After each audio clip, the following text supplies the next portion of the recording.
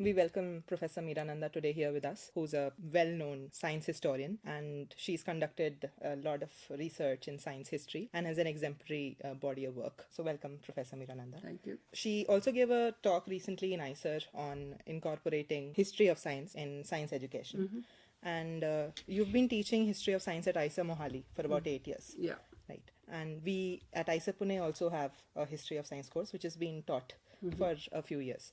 And I happen to be a teaching fellow for one of the courses. So one question that the students here would often ask me is that we are science graduates. We've come here to learn science. Why should we be taught history of science? What good will this bring to us? That's a very important question, a very useful question, because sometimes it happens that humanities courses students take just because they feel they have to, because it's a core course, it's required, and they don't derive that much meaning out of it because they feel compelled to do it, which is a pity. You guys are scientists in training, okay? It's like getting to know the tradition that you belong to. Let's suppose you have memorized Newton's laws or Boyle's pressure and volume equation, for example. Some things you learned from high school onwards, you can repeat it like a parrot, and you can use it. I'm not saying it's just rote learning. You can even use it in your experimental work. And what history of science does, bring an additional layer to this learning. These laws didn't drop from the sky. It wasn't like Boyle one fine day said, okay, let me just take a YouTube and put some mercury in it. There's a reason why these experiments were conducted when they were conducted. In fact, the whole idea of conducting experiments, most fields of science, you assume it's an experimental field. I mean, modern science is an experimental endeavor. We take certain sort of mathematical understanding of doing science, experimental understanding, certain basic formulas of chemistry, applying them. We take certain sort of a package of assumptions, a methodological, worldview-wise, we take them for granted. What history of science tries to do is to show where these ideas, these assumptions, these practices are coming from. Okay, one can say, so what? Why do we need to learn where they are coming from? As long as we know how to put them to practice, that should be good enough. Let's suppose you are an Indian citizen, you have this political system, there is this constitution.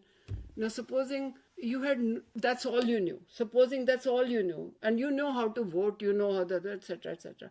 Wouldn't that be an impoverished life? You would have no idea how did we end up getting the constitution? What happened to our earlier generations? What history of science does to you is to sort of add that layer of familiarity with where science is coming from. And why I stress, especially the Newtonian science, is very relevant to India, because in India there is this widespread style of thinking, which is sort of ingrained in students from early on, through mythology, through a whole bunch of nationalistic sloganeering, that modern science is nothing new.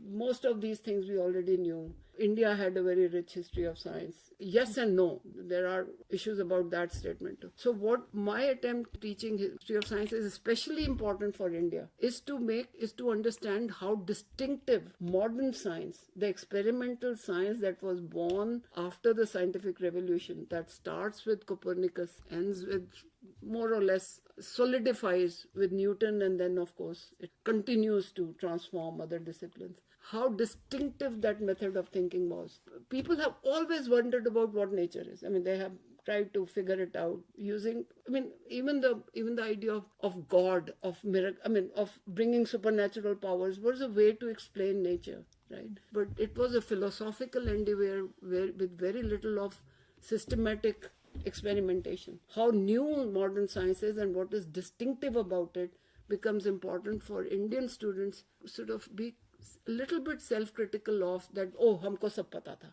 हमको तो हमारे ancestors ने speed of light जानते थे वो, etc. वो flying machines थी. In order for a machine to fly, certain laws of aerodynamics have to be mastered. उसके लिए certain other conditions have to be met. To develop some degree of self-criticism, understanding of the difference modern science makes from earlier theories of natural philosophy, and just learning the laws that you had remembered all your life, what lies behind them, what led, let's say, Copernicus to turn the world inside out, at least for 1500 years. Copernicus comes around in 1543 when he writes his major work in which he proposes the heliocentric universe. For at least 1500 years, beginning with Plato in 300 BCE, people had lived quite happily with thinking that the world goes around the earth. To me, it is amazing that it was functional enough to think, after all, when you look around, the sun looks like it's going up and down. It satisfies your observations, it satisfies your reason. So what led to it? What was going on? To me, these kind of questions, I think they're exciting in themselves. How do our conceptions of the world change? And when you are actually doing in that profession, that becomes important to know the tradition you are inheriting instead of just doing it as a technician applying science. You familiarity with the tradition that you are. So that's my objective for teaching history. Personally, I just find it exciting. It's a human journey. हम कहाँ से शुरू हुए, कहाँ आ गए हैं. How ideas emerge. For example, Galileo was son of a musician who had tried to transform Western classical music. His father was a rebel, but he was a man of the working classes. He got his inspiration about the parabolic motion.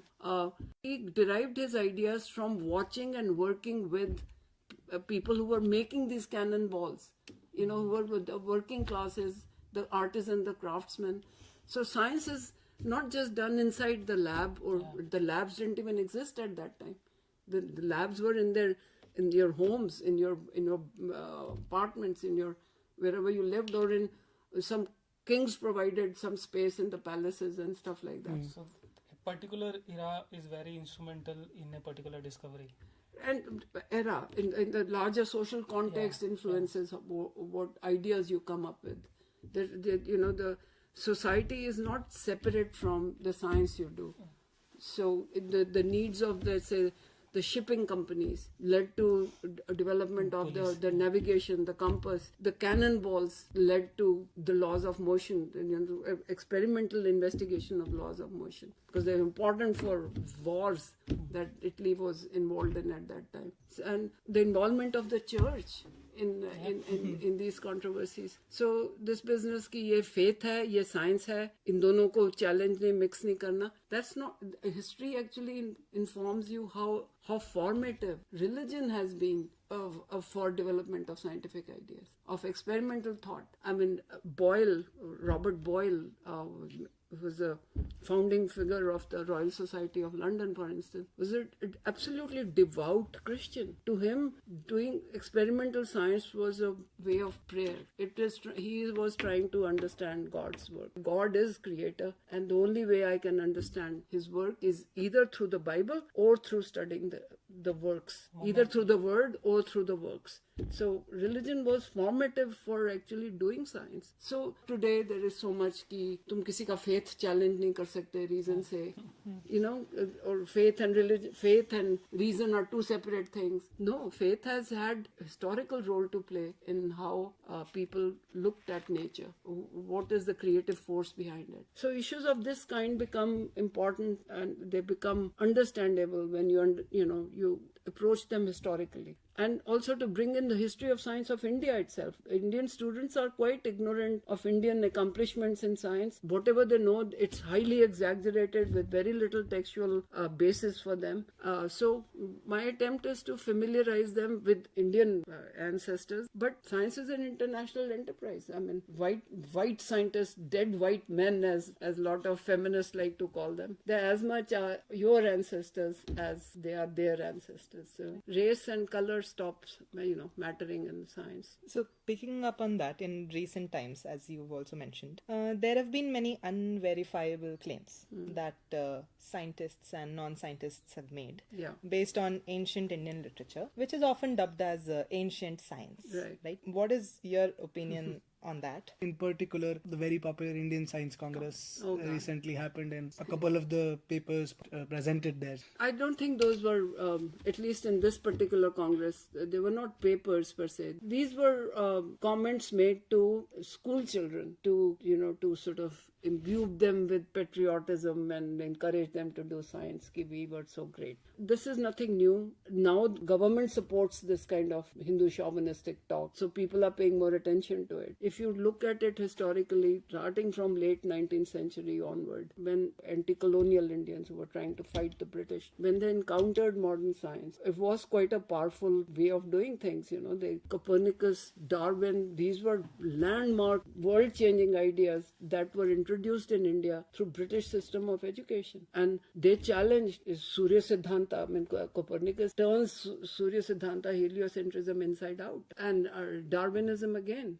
While in India, Hinduism has a sort of an evolutionary theory in the sense that your soul takes on different forms. Animal species are soul's transformations thanks to karma, the spiritual benefits. These were seriously challenging our conceptions of how nature works. At that time, if you read the works, especially of some thinkers from the Brahma Samaj, then followed by Swami Vivekananda, the Arya Samaj founder Swami Dayanand, and Aurobindo later on, there was a very serious attempt to, which Hindus do very well, harmonize contraries. In fact, I have written fairly extensively on how Vivekananda ends up interpreting Darwinism to suggest that theory of evolution is already present in Patanjali's Yoga Sutras, which were written 300 BCE. He argues that theory of karma is a Hindu formulation of three laws of physics. Conservation of energy is present in conservation of karmic benefits. So this tendency to incorporate modern science into the existing dharmic worldview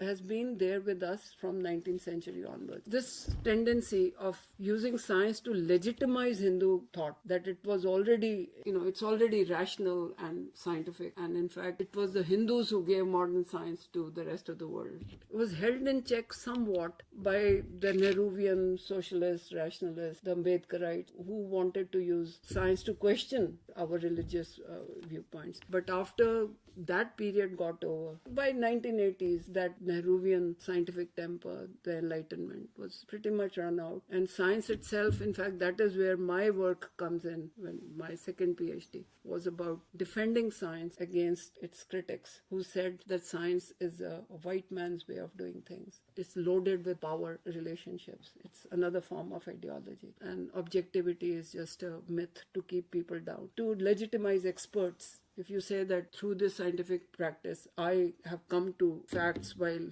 non-scientific methods are, mythology, or, they're not gone through this process of sifting, falsifying certain variables and coming to, again, never the truth, but closer to truth, is one way of keeping popular voices out. Social sciences took that turn, which is called postmodernism, in the 1980s. In India, that became very, very big. You guys are sort of enclosed in the sciences, so you don't know. But in social sciences, Indian social scientists took that turn, what they call colonization of the mind. Science was colonizing our minds. It was a Western discourse which was displacing our own traditions. So my second PhD thesis was a critique of the critics of science. It was a defense of modern science. This tendency of reading modern science as a Vedic discourse. The truth of the matter is Darwinian natural selection blows holes through the Vedic worldview. It completely turns it upside down. It contradicts it. It's one of the most materialistic, non-teleological ways of thinking, that there is no end goal. Evolution is not heading toward a goal. It is what is the best suited for the environment. When this is survival of the fittest, it's not fittest in the sense of superior. Right. It is fittest, the best adjusted to the environment. To harmonize it with Vedas, alchemy going on here. And I wrote a book called Science in Saffron. I was teaching at ISER, Mohali then, when Prime Minister Modi, I think there was Bombay had the same science conference, and he came up with the plastic surgery hum jante the, or some of the stuff is so nonsensical that we had flying machines. I don't want to waste my time challenging that. It's pure mythology being interpreted as science. But there are certain things that the Hindu right keeps on coming back to. That India gave Pythagoras' theorem to the world, for example. Only partly true. That we were ahead of everybody in surgery. No, sir. You were not. But that doesn't mean Indians were doing nothing. I mean, we had the surgical tradition, but to claim that we were doing head transplants is obviously stupid. So what I try to do is that's another thing why I insist on teaching history of science. You have to put your traditions in the wider world. Ideas have always crossed borders. नहीं तो फिर chauvinism आ जाता है कि हम सब जानते थे बाकी लोग क्या कर रहे थे, चाइना क्या कर रहा था तब, ग्रीस में क्या हो रहा था तब, यूरोप और अरब्स क्या कर रहे थे तब, जब हमारे आर्यभट्टा थे तो वहां क्या हो रहा था. Then you develop a perspective. There's an internationalism built into science that history of science brings that out. My approach is not to counter stupid rhetoric with rhetoric. You fall in the trap again, This nationalism has to be challenged on factual ground. I look at it as part of my job as a history of science teacher to sift out facts from mythology about Indian history of science. I have a message that I sort of took from things that you've said. Why not learn your tradition, right? Because if somebody asks me what is my religion, I have started throwing this sentence called science is my religion. I don't necessarily understand what that means, but since I don't want to adopt any other religion and science is my method of discovering the world, I say science is my religion. If science is my religion, why not discover its tradition, which is history of science? I think you put it very well. That's what I believe, that you don't have to hold science as your religion per se. You and I do too. I mean, that's my source of forming my worldview. If I'm in doubt about what position to take, for small things, what to eat, what not to eat, I don't consult any bloody Vaidya. I mean, when I'm not well, I don't go and start homeopathy. I mean, science is my go-to. So yes, those who are working in the tradition, would you not want to know? You're right, just like a practicing Hindu who goes to a temple would like to know Ramayana, some idea of where this thing is coming from, where this ritual is coming from, what is the story behind it. You do ritual just purely mechanically. Science ka bhi yahi haal hai, you do it mechanically. So uske liye history becomes a very useful, provides you with grounds to stand on.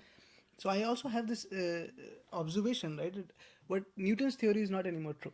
Right, it has been countered. And so it is not the truth of the universe, and there are better descriptions of the universe. Right.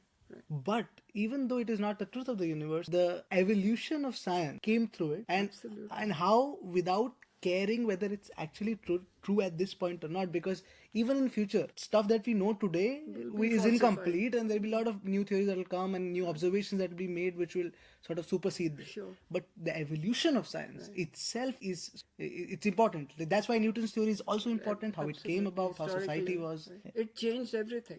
Newton's approach to nature, the later developments in science, in chemistry, especially chemistry, biology, they were affected by Newtonian method, that the mechanical universe, there is no other force but material particles. Newton became a sort of paradigm. This is how you should do science. Experimentally and mathematically sustainable. I mean, it should be mathematically described, experimentally proven. That became the paradigm. If there is a graduate student who's interested in becoming one, what are the steps that one should follow? If she or he is interested in social sciences and humanities, there is nothing to prevent her from combining science with a historical or sociology of science or science policy. Intellectually it is exciting, but you have to find it within yourself. If you find it exciting, there are options. In India, there are limited options. Maybe Niti Aayog can hire you if you have a training in science policy. Maybe some financial corporations might want you. Science and technology, after all, a lot of money rides on them, You could be hired by. But where would you go to study them?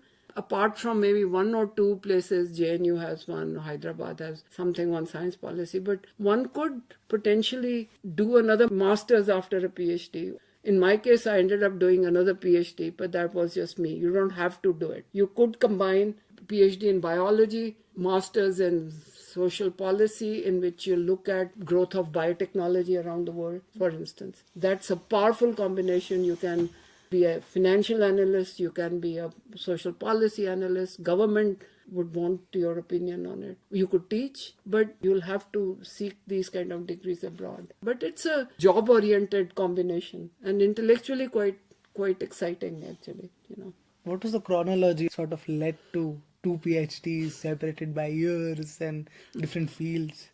I guess it was a combination of just bad quality of science, authoritarianism, ethnocentrism, and a high degree of patriarchy. I was the only female when I first started, only woman. By the time I finished, 2-3 other women had joined. When I got my PhD, that's when I really asked myself, do I really want to spend the rest of my life in a place like this? My answer was very, very clear, unambiguously clear to me. No, done. I'm out of here. So that led to a break, and I was also, part of me was, I wanted to do something more meaningful, which had some connection with the world I was living in. That led to journalism, 3 years of journalism, Indian Express, science writing. US accepted me. That led to my second PhD. Then teaching in India, which has been very fruitful. Back in the US after my PhD, I was lucky enough to get 2 fairly good research fellowships, writing fellowships. That led to 2 books, but I did my teaching back in India only, and that I found it was just so nice to come back to India. And my US work experience has been first as a journalist, then as a writer, independent scholar with fellowships for 2 major funding organizations. But I haven't taught in America. I've taught here. So why did you choose to work or conduct your research on science in saffron? Science in saffron was really, I was pissed. I was so mad at what Modi was, at that first science congress. That was almost right after BJP had won the elections, and they were just going gung-ho. And not just pissed, I was also that time teaching history of science. And I thought this was my duty as somebody who teaches this subject, to sort out facts from fiction. So I took it as my social responsibility to write that book, which I did. The book was out within a year. It takes a while to get a book in print. It's not that simple a process. But I worked hard on it. Within a year, it was in the bookshelves. So that was very clear. The first book, Profits Facing Backwards, was a book edition of my dissertation. In humanities, that's very common. You write a dissertation and then you turn it into a book. So I got my PhD in 2000, second PhD, and I got a fellowship from American Council of Learned Societies, to a pretty good fellowship, to publish it as a book. So that's what I did. The second book, the in-between book, is called The God Market, which actually started out as some other book. It was a truncated version of a bigger book I wanted to write, which I haven't written yet, which led me to look at how the changing political economy of India was changing the religiosity of the majority being Hindu. So that was the origin of that book. For that, I had a fellowship from the Templeton Foundation, which is a fairly well-known foundation in the US. The third book was written in India. Now actually I have a contract to write a textbook on the history of science course that I have been teaching in Mohali, and hopefully will be teaching here. It will appear as a textbook. That's very nice. So building upon what you just said, how do you think religious fundamentalism in India impacts scientific temper at different levels? At an individual level, society, and government policy? The whole idea of scientific temper is dead. In any case, it was mostly a slogan even in Nehru's days. Okay. What does it really mean is to filter out your beliefs through what we already know about the world through a scientific method, and to discard which is really, doesn't match up to the methodological criteria of science and the existing consensus about any particular field. That was never really put in practice. It was a fond hope of certain rationalists and Dalit reformers. I consider Ambedkar to be one of the biggest champions. He never used the word scientific temper per se, but he used critique of Hindu caste system, was based upon questioning of that karma can affect your birth. I don't think it ever became a part of our educational system. When were you ever challenged? Teachers भी वो करवा चौथ का व्रत रख लेंगी, क्यों रख रहे हो? When were you encouraged to question why you do some things that you do as a matter of routine? It was always a slogan. Now it has been, I think, totally usurped by the Hindu right, who claim the status of rationality and reason and scientific temper for the Vedic ancestors of ours. Now again, people who wrote the Vedas were not fools. They were rational within their own set of assumptions they made about the world, which happen to be false.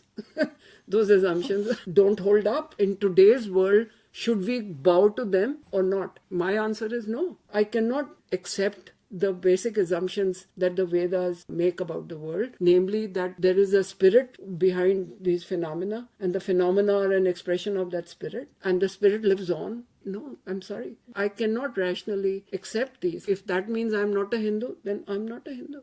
I understand the Hindu way of thinking. So in that sense, I am, but you won't be able to drag me to a temple. As a non-looker, yes, but as a worshipper, no. Your book is fairly recent, right? When Science in Saffron? Yeah. 2016. Did you face any backlash? It did. There is a group of very radical Hindus in the US. They knew my work, and I had already had some brushes with them. After this book came out, they tried to malign me by sending, really obnoxious emails for reasons unknown to me, that I'm a Christian proselytizer. Whole bunch of nonsense, and challenging my scholarship, that I'm biased, I'm Christian. I think that comes from because my second book was supported by Templeton Foundation, which has the agenda of religion and science. Anyway, they circulated these emails to the entire ICER faculty when I was teaching there, including the director.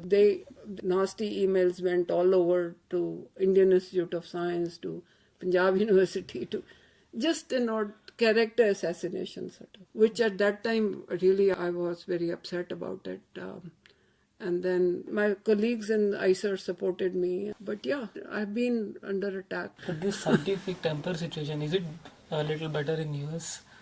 Nah, US का difference ये है कि that there are enough powerful, well-known scientists who write in the popular press, people like Steven Pinker, people like Daniel Dennett. I just read a wonderful book by Jerry Coyne. He teaches evolutionary biology. Now he's retired. He taught in Cornell evolutionary biology. They explain the content of what they're doing, and they stand like walls of a fort against these Christian fundamentalists. Ordinary Americans are as foolish as Indians are. There is no great scientific temper anywhere. But on public debates, the scientific community is far more aggressive and solidly in the public. They will not let any nonsense pass. There have been so many attempts to declare, to bring in intelligent design. So they have been all struck down thanks to these important scientists who interfere in the public sphere. They stand up and yell from the rooftops if they can,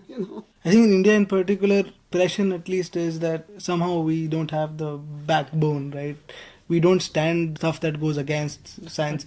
And that's because most of our funding comes from government again. Well, so does in the US. Government is the biggest sponsor of science in most countries. Of course, US will have relatively more industrial input, but still, US government through defense and medicine, it's the biggest. But there is enough freedom of expression. Your job is not endangered if you take a position that goes against government policy. That one thing I do admire about America even now. There is no penalty for saying things which are offensive. So, Professor Nanda, on an end note, you've been a scientist, a writer, a journalist, and a teacher of history of science. So, what is next? Given that your chronology has been very unpredictable. Right. Yeah. I'll become a sculptor next. There is a Sharma joke that do you like doing things or अभी तक decide नहीं करे कि क्या सही है? Scope ही देख रहे हैं. Scope देख रहे scope किसमें? अभी scope ही check कर रही हूँ मैं. I have a big book in my head, which will be a fairly Popperian intellectual history of science in India. I look at it as my magnum opus, which is still in the making. Hopefully, I am kind of very close to accepting teaching position in your very own lovely ICER Pune, because I like teaching.